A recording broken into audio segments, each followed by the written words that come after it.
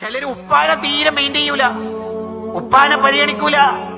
ഗൾഫിലൊക്കെ പോയി ദീർഘകാലം കഷ്ടപ്പെട്ടുണ്ടാക്കിയ വീടും എല്ലാ സൗകര്യങ്ങളും മക്കളെ കെട്ടിച്ച് എല്ലാം കഴിഞ്ഞ് ഉപ്പ പ്രായമായി. ഇപ്പോൾ ഉപ്പാക്കായിട്ട് സ്വന്തമായി വരുമാന മാർഗങ്ങൾ ഇല്ലെങ്കിൽ ഉപ്പ നിസ്കരിച്ചിട്ട് വരുമ്പോ ഉമ്മയും മക്കളും ചർച്ച അവസാനിപ്പിക്കും. ഉപ്പ വരുന്നുണ്ട്, ബാക്കി പിന്നെ ചർച്ച ചെയ്യാം. ആ പാവത്തിന് എത്ര വിഷമുണ്ടാവില്ലേ?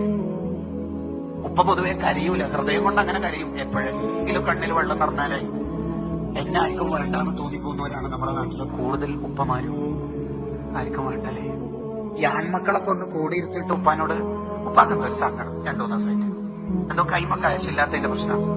ഉപ്പാനോട് ഞാൻ പറഞ്ഞിട്ടില്ല, ഉപ്പാക്കെന്താ പ്രശ്നം? ഞാൻ ഉപ്പാനോടൊരു കാര്യം ചോദിച്ചിട്ടു, ഉപ്പ എനിക്കൊരു മുത്തം തരും. ശരിക്കും ഉപ്പ കരഞ്ഞു കരഞ്ഞു എന്നെയോ കാര്യങ്ങളൊക്കെ വേണോ അല്ലേ? ഇങ്ങനെ മരിക്കുന്നിടത്ത് മരിക്കട്ടെ ഇങ്ങനെ വിചാരിച്ചിട്ട് ജീവിക്കുന്നവരാ പല ഉപ്പമാരും. കാരണം ക്യാഷ് കയ്യിലില്ലെങ്കിൽ പുതിയ കാലത്ത് കുറച്ച് ബുദ്ധിമുട്ടാണ്. അത്യാവശ്യം ഗൾഫ് ജീവിതം ആസ്വദിച്ച ഭാര്യന്റെ അടുത്തും മക്കളുടെ അടുത്തും ജീവിക്കാൻ.